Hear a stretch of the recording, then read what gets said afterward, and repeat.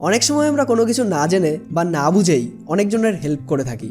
আমাদের মনে হয় যদি আমরা কারোর হেল্প করি তাহলে সামনের জনের উপকার হবে। আর আমাদের তো ছোটোবেলা থেকে শেখানোই হয় যে অন্যের হেল্প করা উচিত।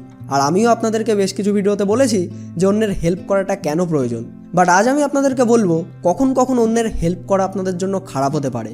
অ্যান্ড আজ আমি চাণক্য পণ্ডিতের বলা এমনই 5 জন ব্যক্তির কথা আপনাদের সঙ্গে শেয়ার করব যাদেরকে আপনার ভুল করেও কখনো সাহায্য করা উচিত নয়। কারণ যদি আপনি এদেরকে সাহায্য করেন তাহলে আপনার নিজেরই হয়তো অন্যের হেল্পের প্রয়োজন হবে। তাই ভিডিওটিকে একদম শেষ পর্যন্ত মনোযোগ সহকারে দেখতে থাকুন।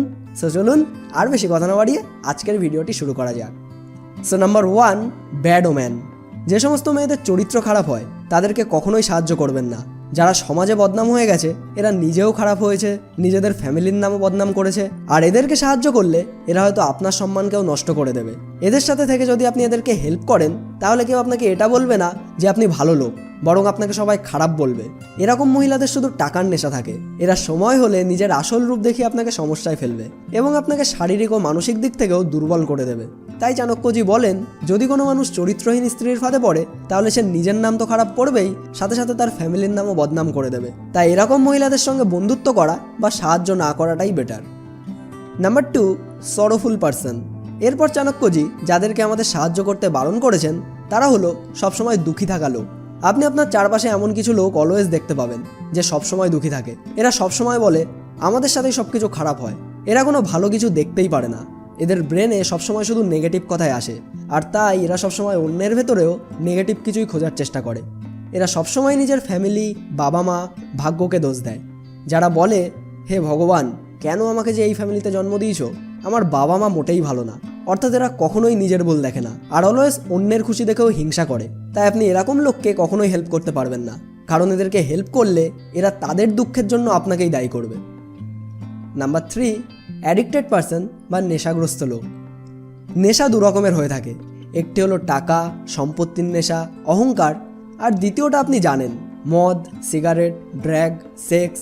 যারা নেশা করে তারা সবসময়ই অন্যের গালি খেতে থাকে। তাই আপনি এদের সঙ্গে থাকলে বা এদের হেল্প করলে আপনাকেও গালি খেতে হতে পারে।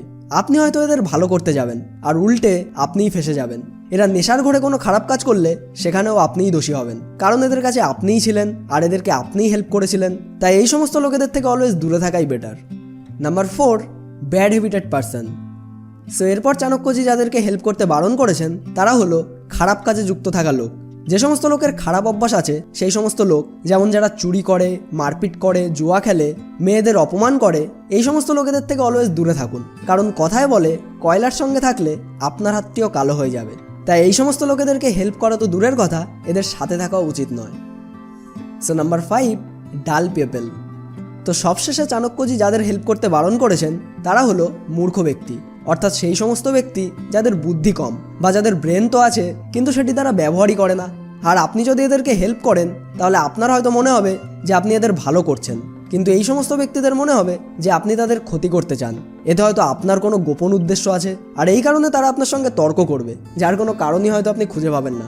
অর্থাৎ আপনি এদেরকে সাহায্য করতে থাকবেন আর এরাই আপনাকে সমস্যায় ফেলবে আর বলবে আপনার কোনো বাজে মতলব আছে। তাই এই সমস্ত মূর্খ ব্যক্তিদের হেল্প করা তো দূরের কথা, এদেরকে কোনো রকম পরামর্শ দেওয়া উচিত নয়।